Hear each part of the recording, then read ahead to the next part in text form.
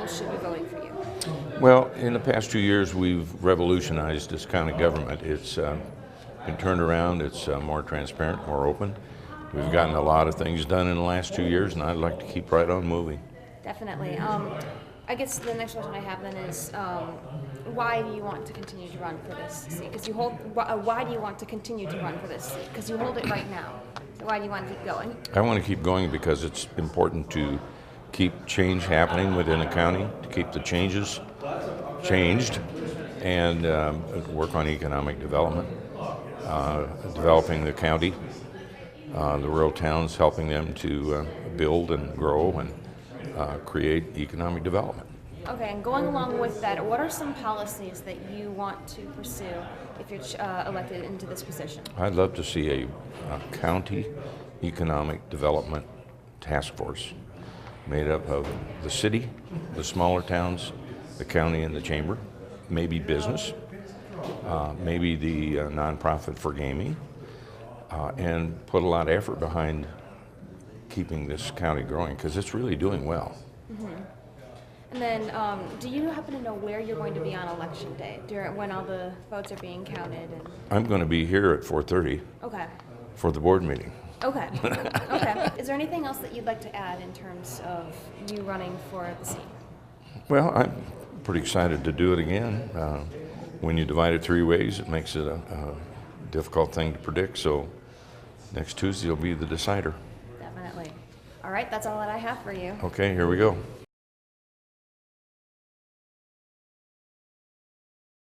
Marty, why are you running for this seat?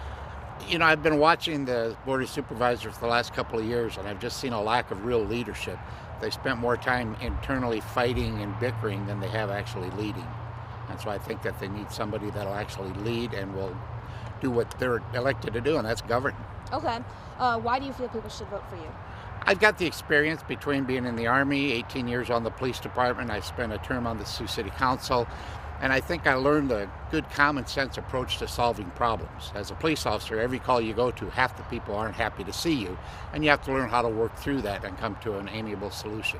What policies do you want to work towards should you get elected to this position? One of the main things I'm working on is we have the jail overcrowding, and right now they're talking about spending $1.1 million to enlarge the jail, and yet they'll tell you that 40% or more of the inmates are not people that should be there. They're people with mental health issues.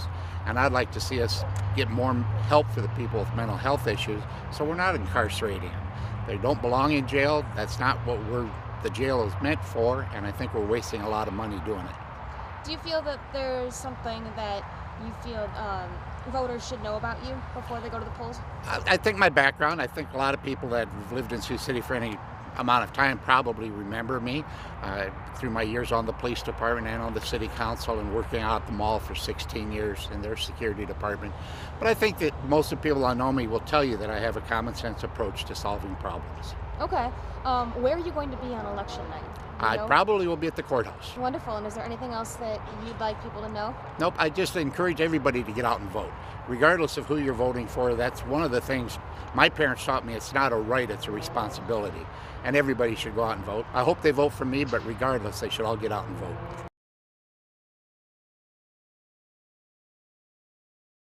Why did you decide to run for this seat?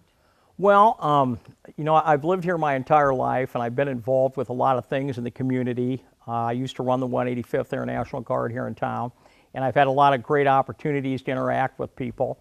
And I just love the area, and I think it's important that people step up, you know, to run for these offices.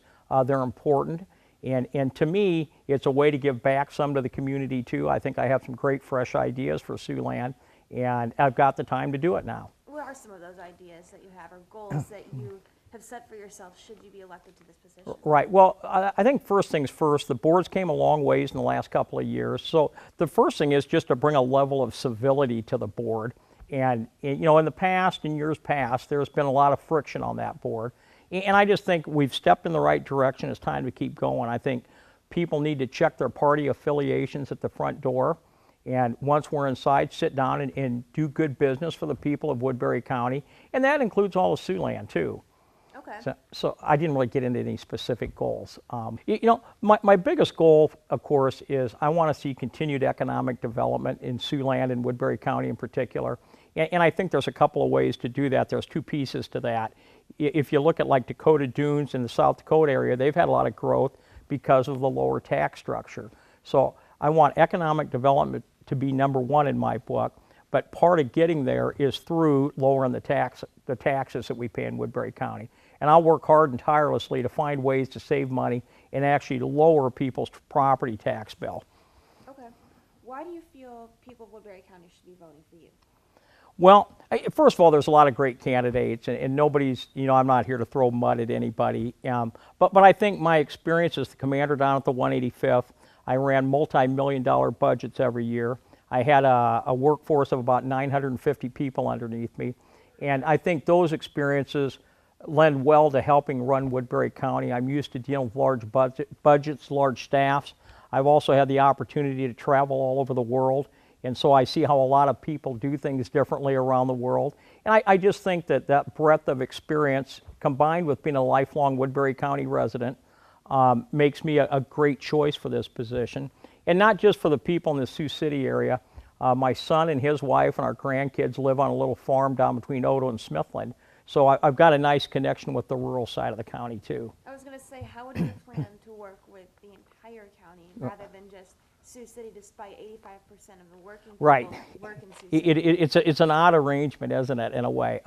Yeah, I mean, again, I'm out in rural Woodbury County on a weekly basis because we have land down there and our family live, our son, his wife, and the grandkids live down there. And the way to engage those small towns, I think, and the residents of the rural part that don't live in a township at all, is you got to go out and meet them face to face, say hi, and see what's going on. You can do studies, you can do all this stuff, but to me, I'm just a believer in going out and shaking somebody's hand, saying hi, and go, what's on your mind today? And one of the other things with rural Woodbury County is Woodbury County owns 5,500 acres of park ground, and it's almost all of it's out in the rural areas. And I'd really like to see us come up with a way to make that a more accessible area or make more people aware of it, because there's just some beautiful county ground out there. And a great team runs it, but I think it's underutilized right now. So I think that ties into economic development, quality of life, and again, a way to bring some more economic activity to our rural areas. Okay, now the next question I had for you was, where do you plan to be on election night? I haven't even thought about it. It's a good, I got to think about that for 10 seconds. Okay, here we go. So on election night, I think probably what I'll do is my wife and I will probably go out and have a little dinner, and then we'll head down to the county courthouse probably around 7 or 8 o'clock and watch the results come in. Okay. Is there anything else that you'd like to add? No, I think I'm good.